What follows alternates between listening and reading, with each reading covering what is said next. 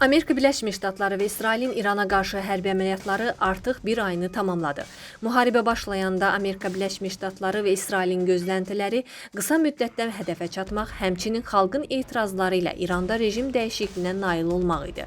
Lakin görünən odur ki, bu məqsədlər hələlik reallaşmayıb. Bu sözləri politoloq Oqtay Qasımov yaxın şərqdə baş verən müharibənin birinci ayını qiymətləndirərkən deyib.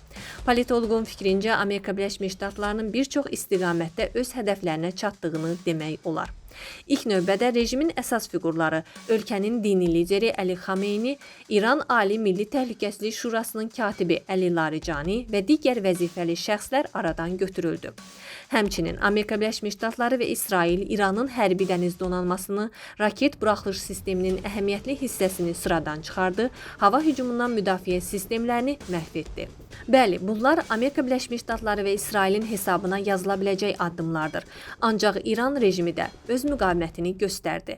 Hətta ölkə 12 günlük savaşdan fərqli olaraq müharibəni regiona yaydı və regionda yerləşən ABŞ obyektlərinə də zərbələr endirdi.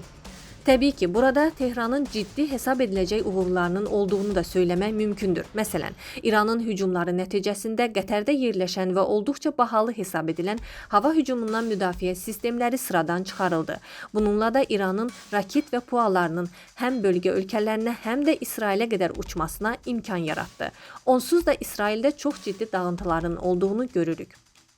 2 gün öncə isə Səudiyyə Ərəbistanındakı Amerika Birləşmiş Ştatları bazası hədəf alındı və orada çox baha hesab edilən ABŞ-nin AVAX kəşfiyyat tipli radioelektron sistemi ilə təchiz olunmuş radar sistemi vuruldu. Bundan başqa İran faktiki olaraq Hörmüz boğazında nəzarəti həyata keçirməklə dünya enerji bazarına və iqtisadiyyatına ciddi təsir etdiyini göstərdi. Ekspertin fikrincə tərəflər bir ay ərzində bir-birinə kifayət qədər ciddi zərbələr vurublar. Doğrudur, İranda dağıntılar çoxdur. İsrail və ABŞ təyyarələri ölkə üzərində rahat hərəkət edirlər. Həmçinin artıq enerji sektorları da hədəfə alınır ki, bu da çox ciddi məsələdir. Ancaq bir daha qeyd edirəm ki, Amerika Birləşmiş Ştatları öz məqsədlərinə tam çatmayıb. Çünki ABŞ-nin fikri İranda rejim dəyişikliyi edib, ardınca ABŞ ilə əməkdaşlıq edəcək hakimiyyət formalaşdırmaqdır.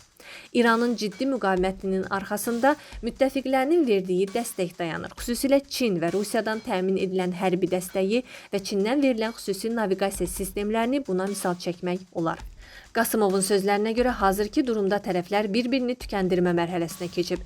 Bir dalan variantı yaranıb və ABŞ də buradan çıxmaq üçün səylər göstərir. Hətta quru əməliyyatının keçirilməsi ilə bağlı fikirlər də dolaşır. Qeyd edək ki, Amerika Birləşmiş Ştatları və İsrail İrana qarşı hərbi əməliyyata fevralın 28-də başlayıblar. Dəyərli izləyicilər, ölkə və dünya gündəmi ilə bağlı xəbərlər təqdim etməyə davam edəcəyik. Öz fikirlərinizi şərh bölümündə qeyd etməyi unutmayın. Sağlıqla qalın.